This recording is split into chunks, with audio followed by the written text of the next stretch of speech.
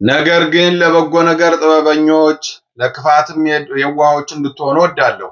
የሰላምም አምላክ ሰይጣንን ከእግራችሁ በታች ፈጥኖ ይቀጠቅጠዋል።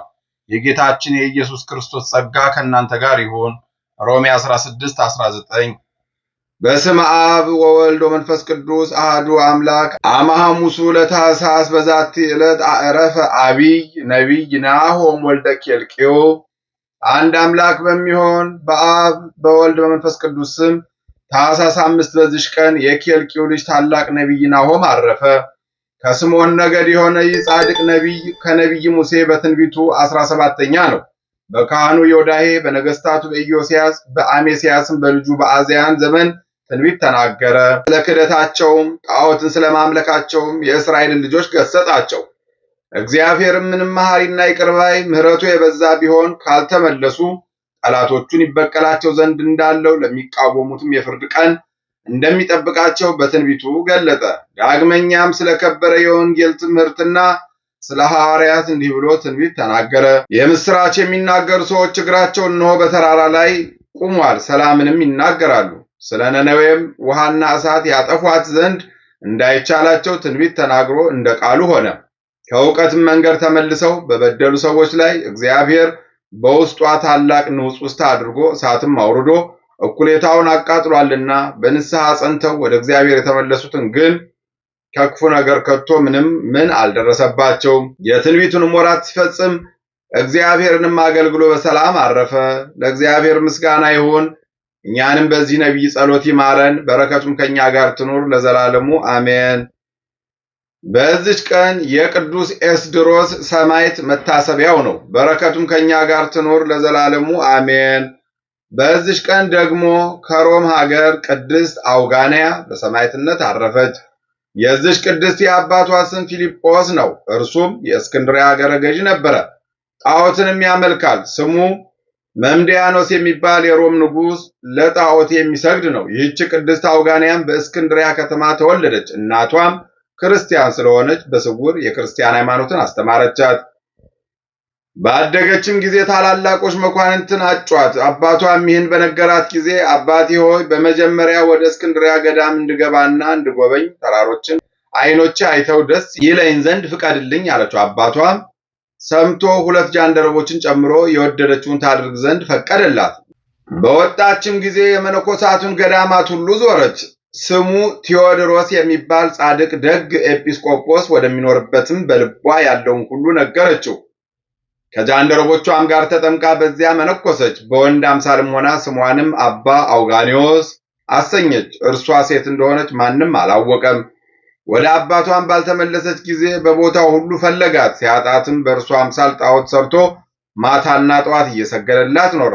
1 ዓመትም ከኖረች በኋላ የዚያ ቦታ አበምኔት አረፈ። መነኮሳቱን መረጧትና አበምኔት አድርገው ሾሟት። እግዚአብሔርም አጋንንት ታስወጣ ዘንድ የዕውራን ዓይኖችን ትገልጥ ዘንድ ደዌን ሁሉ ታድን ዘንድ ሀብተ ፈውስን ሰጣት። ከዚያም በኋላ ሰይጣን በአንዲት ሴት ልብ ክፉ ሐሳብ አሳደረባት። ካዳነቻት በኋላ ወንድ መስላታለችና ገዳምህንም ምንኩስናህን ትተህ ለእኔ ባል ሁነኝ፣ ብዙ ገንዘብ አለኝና አለቻት። አባ አውጋኒዮስ የተባለች ቅድስቷም እናታችን ሆይ ከእኔ ዘንድ ሂጂ፣ ሰይጣን በከንቱ አድክሞሻል አለቻት። ባሳረፈቻትም ጊዜ ወደ እስክንድርያ ገዥ ሂዳ እንዲህ አለችው፣ እኔ ወደ እገሌ ቦታ በሄድኩ ጊዜ ሊደፍረኝ ሽቶ ወጣት መነኩሴ በሌሊት ወደ እኔ መጣ። ወደ አገልጋዮቹም ስጦ በእኔ ዘንድ ወጥቶ ሸሸ። መኮንኑም በሰማ ጊዜ ይህ የቅድስት አውጋንያ አባቷ የሆነ መነኮሳቱን ሁሉ አስረው ያመጧቸው ዘንድ አዘዘ። ባደረሷቸውም ጊዜ እንዲያሰቃያቸው በሌላ መኮንን አሳልፎ ሰጣቸው። ከስቃይም ጽናት የተነሳ ከእርሳቸው የሞቱ አሉ። የመነኮሳቱ መጎሳቆል ባየች ጊዜ መኮንን አባቷን እንዲህ አለችው፣ ጌታዬ ሆይ ምስጢሬን እውነቱን እነግር ዘንድ የምፈልገው እንዳትከለክለኝ ማልልኝ አለችው። በማልላትም ጊዜ ወደ ስውር ቦታ ወስዳ ምስጢሯን ሁሉ ገለጠችለት። ልጁ አውጋንያ እርሷ እንደሆነች አስረዳችው። መኮንኑም አይቶ በእውነት አንቺ ልጅ አውጋንያ ነሽ? እኔ በአምላክሽ አመንኩ አላት። በዚያ ጊዜ መነኮሳቱን ይፈትሿቸው ዘንድ በማሰቃየትም የሞቱትን የሚቀብሯቸው ዘንድ አዘዘ። ወዲያውኑ ከነቤተሰቦቿ ሁሉ ጋር ተጠምቆ ሁሉም ክርስቲያን ሆኑ። የእስክንድርያ ሰዎችም የሃይማኖትን ጽናት ባዩ ጊዜ በወንጌላዊ ማርቆስ ወንበር ላይ ሊቀ ጳጳሳት አድርገው ሾሙት። ክብር ይግባውና የጌታችን የኢየሱስ ክርስቶስ ሃይማኖት እያስተማረ ብዙ ዓመታትን ኖረ። ከዚህም በኋላ በእርሱ ሌላ ከሃዲ መኮንን ተነስቶ ይህን ሊቀ ጳጳሳት ፊልጶስን በስውር ይገድሉት ዘንድ ጭፍሮቹን ላከ። በቤተ ክርስቲያን ውስጥም ቁሞ ሲጸልይ ገደሉት። የሰማዕትነትን አክሊል አገኘ። የሮሜ ሊቀ ጳጳሳትም የቅድስት አውጋንያን ዜና በሰማ ጊዜ ወደ እርሱ ወስዶ እርሱ በሰራው ገዳም ላይ እመምኔት አድርጎ ሾማት። የመነኮሳያቱን ብዛት 3300 ነው። እነዚያም ከእርሷ ጋር የኖሩ 2 ጃንደረቦች በሁለት አገሮች ላይ ኤጲስቆጶስነት ሾማቸው። ከዚህም በኋላ ሌላ ከሃዲ መኮንን በተሾመ ጊዜ ክብር ይግባውና በጌታችን ኢየሱስ ክርስቶስ ስም ነፍሷን ለሞት አሳልፋ እስከሰጠች ድረስ ቅድስት አውጋንያን ይዞ በጽኑ ስቃይ አሰቃያት። የሰማዕትነት አክሊልንም ተቀበለች። ለእግዚአብሔር ምስጋና ይሁን፣ እኛንም በጸሎቷ ይማረን፣ በረከቷም ከኛ ጋር ትኖር ለዘላለሙ አሜን። በዚች ቀን ደግሞ ከአሲውጥ አውራጃ ሻው ከሚባል ከተማ ቅዱስ ፊቅጦር በሰማዕትነት አረፈ። የዚህም ቅዱስ የአባቱ ስም መርመር የእናቱ ማርታ ይባላሉ። እነርሱም ያለ ፍርሃት እግዚአብሔርን የሚያመልኩ እውነተኞች ጻድቃን ናቸው። ነገር ግን ልጅ አልነበራቸውምና ክብር ይግባውና ጌታችንን እየለመኑ ኖሩ። ለድሆችን ምጽዋትን ይሰጡ ነበረ። እግዚአብሔርም ልመናቸውን ተቀበለ። ይህች የተባረከች ማርታም ይህንን ሊቅ ፊቅጦርን ጸንሳ ግንቦት 9 ቀን ወለደችው። እግዚአብሔርን በመፍራት ሰርተው ቀጥተው አሳደጉት። 20 ዓመትም ሲሆነው አባቱ ወደ ንጉሥ አቀረበውና ንጉሡም በአባቱ ፋንታ ምስፍና ሾመው። አባቱ በዕድሜው ሸምግሎ ነበርና ከጥቂት ወራትም በኋላ ጣዖታትን የሚያመልኩ ክርስቲያኖችን ሁሉ ይገድል ዘንድ የንጉሡ ዲዮቅልጥያኖስ መልእክት ወደ እንጽና አገር መኮንን ደረሰ። መኮንኑም ክርስቲያኖችን እየፈለገ ወደ ሻው ከተማ ደረሰ። ያን ጊዜ ክብር ይግባውና ክርስቶስን እንደሚያመልኩ ክፉዎች ሰዎች ይህ ቅዱስ ፊቅጦርን ወነጀሉት። ያን ጊዜም እንዲያመጡት አዘዘና ባመጡትም ጊዜ ለጣዖታት እንዲሰዋ አስገደደው። እምቢ ባለውም ጊዜ በወህኒ ቤት እንዲያስሩት አዘዘ። በዚያም እያለ የመላእክት አለቃ ቅዱስ ሚካኤል ወደ ሰማይ አወጣው። የወህኒ ቤት ጠባቂዎችን ባጡት ጊዜ ተሸበሩ። ከ7 ቀኖችም በኋላ አግኝተው ወደ መኮንኑ ወሰዱት። መኮንኑ ግን ራራለት፣ ወደ ንጉሡም ሰደደው። ንጉሡም እግዚአብሔርን ከማምለክ ይመልሰው ዘንድ በማባበል ብዙ ሸነገለው። መመለስም በተሳነው ጊዜ አውጣኪኖስ ወደሚባል መኮንን ሰደደው። እንዲህም ብሎ አዘዘው፣ እነሆ ፊቅጦርን ወደ አንተ ልኬዋለሁ። የአንተ ምክር ከሰማ ለአማልክት ይሰዋ፣ ካልሰማ ግን ግደለው እንጂ አትራራለት። ከዚያ በኋላ ወደ መኮንኑ ሊወስዱት እጆቹን እግሮቹን አሰሩ። በአፉም የብረት ልጓም አግብተው በመርከብ አሳፍረው የእግዚአብሔርን መልአክ ወርዶ ከማሰሪያውም ፈቶ ወደ መኮንኑ አደረሰው። ቅዱስ ፊቅጦርም መኮንኑን ከሃዲ ንጉሥ ሊረግም ጀመረ። መኮንኑም ተቆጣ፣ ጽኑ ስቃይንም አሰቃይቶ በወህኒ ቤት አሰረው። በዚህም ሳለ ክብር ይግባውና መድኃኒታችን በብርሃን ሰረገላ ሆኖ ተገለጠለትና ቃል ኪዳንን ሰጠው። ከዚያም ቀን ጀምሮ ድንቅ ተአምራትን በማድረግ ብዙ በሽተኞችን የሚፈውስ ሆነ።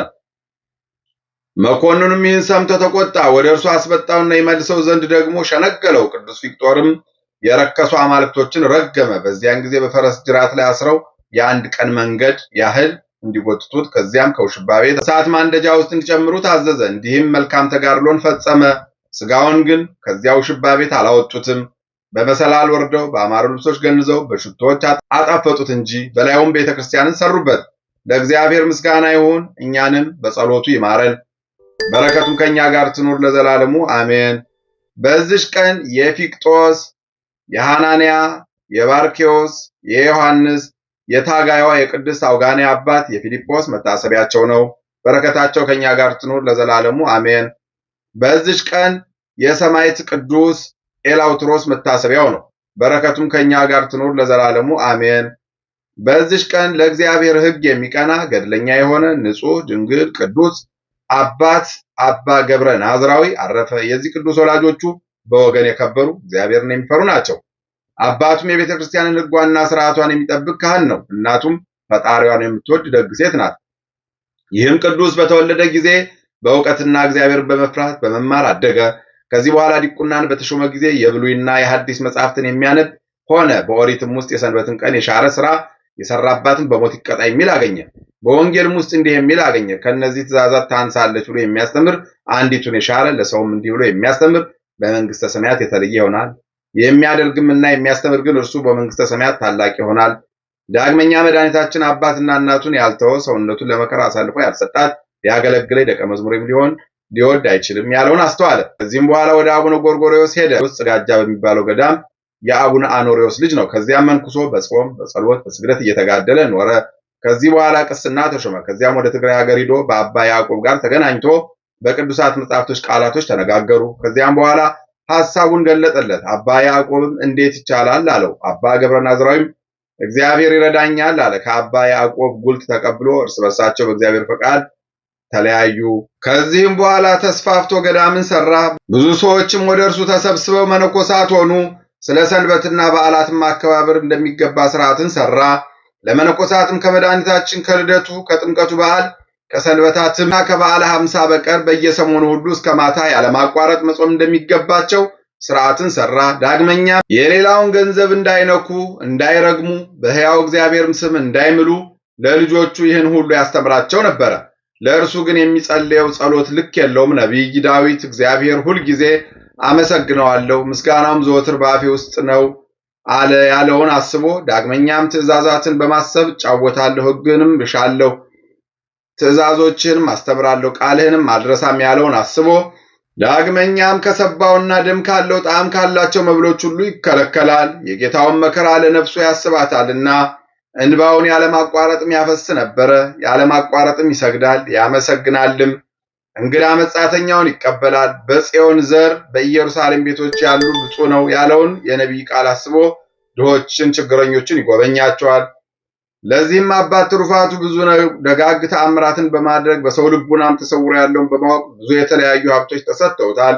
ለልጆቹም የቀናች ሃይማኖትን አስተማራቸው፣ በእርሷም እንዲጸኑ አዘዛቸው። ከዚህም በኋላ በሸመገለ ጊዜ እግዚአብሔርን አገልግሎ በሰላም አረፈ። ለእግዚአብሔር ምስጋና ይሁን። እኛንም በዚህ አባት ጸሎት ይማረን፣ በረከቱም ከኛ ጋር ትኖር ለዘላለሙ አሜን። አንድ አምላክ በሚሆን በአብ በወልድ በመንፈስ ቅዱስ ስም ታኅሳስ 6 በዚች ቀን የቀሲስ ሰማዕት የቅዱስ ጣሊዮስ መታሰቢያው ነው። በረከቱም ከኛ ጋር ትኖር ለዘላለሙ አሜን።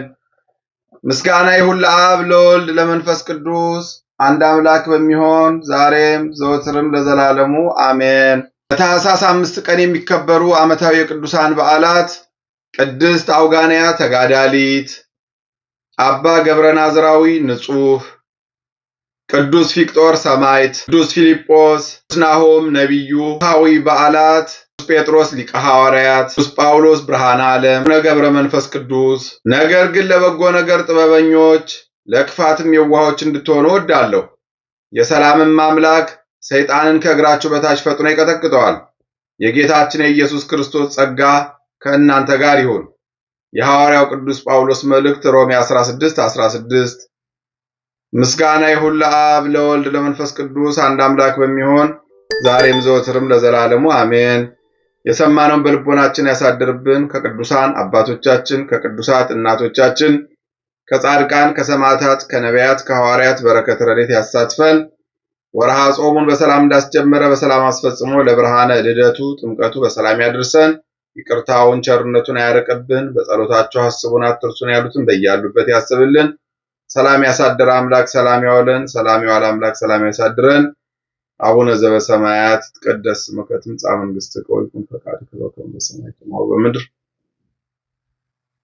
ኢየሱስ ክርስቶስ ከመ ይስረይ ለነ ኃጣውኢነ ተማኅፀነ ብከ ኃይለ እግዚአብሔር አብይ። ኦ እግዚእ ኢየሱስ ክርስቶስ ስራይ ኃጢአቴ ወኃጢአተ ኩሉ ሕዝብከ ማሰራ ኃጢአት እግዚአብሔር ይፍታ። እግዚአብሔር ይባርክ። ሰላም ያሳደረ ሰላም ያውለን። ሰላም ያዋለ ሰላም ያሳድረን። ይቆየን።